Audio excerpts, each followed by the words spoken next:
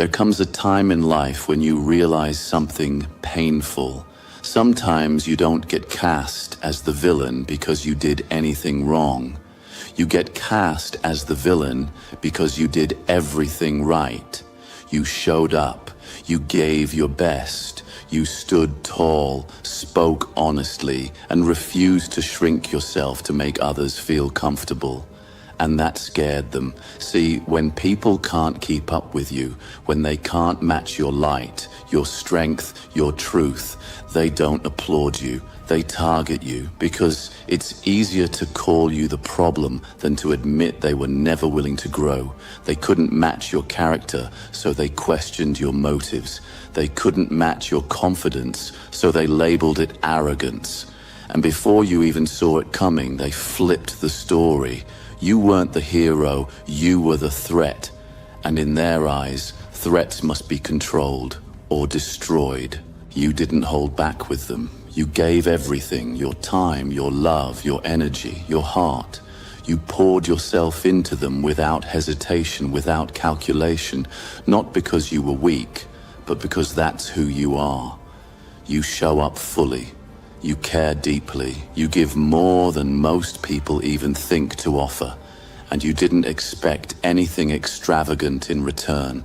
Just honesty, effort, the same respect you gave so freely. But even that was too much for them, wasn't it? They weren't built to receive what you were willing to give. Instead of appreciating it, they questioned it. Instead of matching it, they took from it.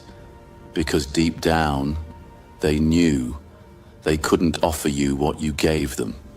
So they took what they could while pretending they were giving back. But you noticed, didn't you? Little by little, you saw the imbalance. You felt the weight of always carrying more, doing more, loving more. Still, you stayed. Still, you tried, because that's who you are. You give, even when it's not returned. The truth is, they were never on your level, and they knew it. They saw how you carried yourself, how you handled pressure, how you stood firm when life tried to knock you down. And instead of being inspired, they felt threatened. Your strength reminded them of their weakness. Your confidence made their doubt louder.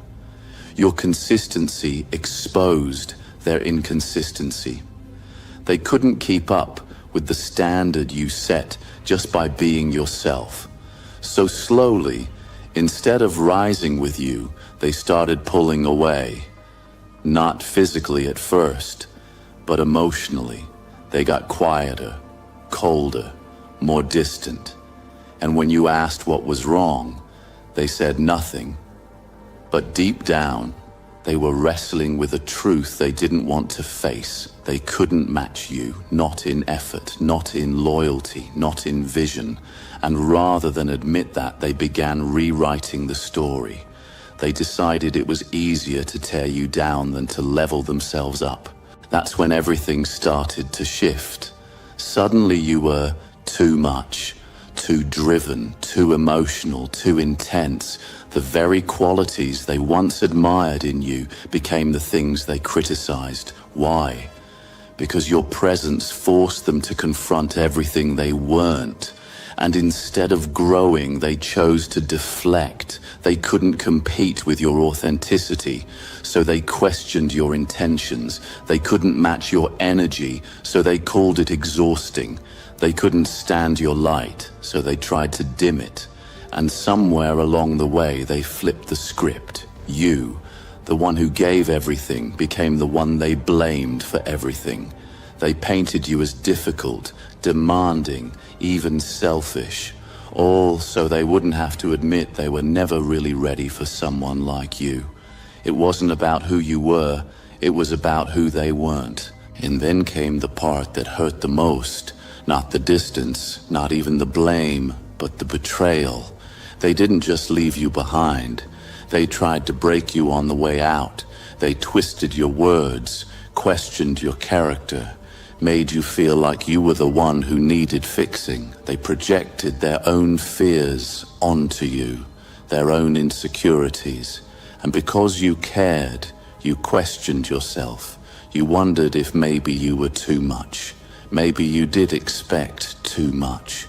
But deep down, you knew the truth. You knew how hard you tried, how much you loved, how deeply you showed up for them. You weren't the villain. You were the one holding everything together while they slowly unraveled. And when they finally walked away, they did it like they were the victim, like you were the reason it all fell apart. But that's what people do when they can't face their own reflection. It was never you. And maybe now, with some distance, you're finally starting to see that. You weren't asking for too much. You were offering more than they were ready to receive. You weren't overreacting. You were responding to red flags they tried to hide. They made you the villain because it gave them an excuse not to grow, an excuse not to take responsibility, an excuse to leave without looking like the one who gave up. But deep down, they knew.